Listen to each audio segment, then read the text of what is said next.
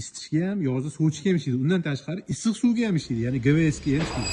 Bitta zo'r gap aytaymi? Bilasizlar, biz sizlarga doim faqat foydali ma'lumot berganmiz.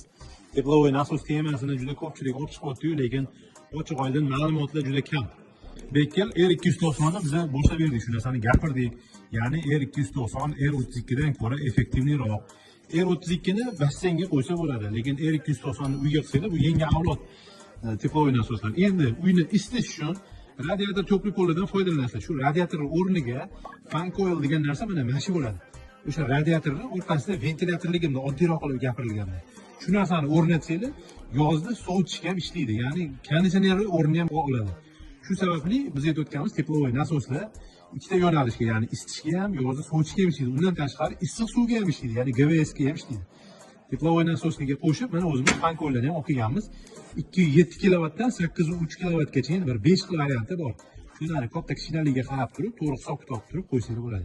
Bundan tashqari bizda mana shu katyollarga zapchastlar, nasoslar, mana bitta duka nasoslar bilasizlar, o'zimiz hammasini olib kiramiz. Bu yerda ham duka nasoslar, hammasi zapchastlar. Biz o'zi doim aytamiz, O'zbekistonda bizning asosiy maqsadimiz bir narsani sotib turib foyda qilish emas, sotgan narsamizni undan keyin servisiga alohida e'tibor beramiz. Sizlarga ham shuni maslahat beraman. Texnika sotayotganida doim shu ustasi bormi, zapchasi bormi, boshqa viloyatlarda servisi bormi yo'qmi, shunisiga yaxshilab e'tibor beringlar. Videoni tanish, qurmoqchi bo'layotgan maktab, bog'cha, universitetlar, katta binolar qurmoqchi bo'layotgan tanishlarga, teplovoy nasos to'g'risida ma'lumotga ega bo'lmagan odamlarga tirs deb uchirib qo'yinglar.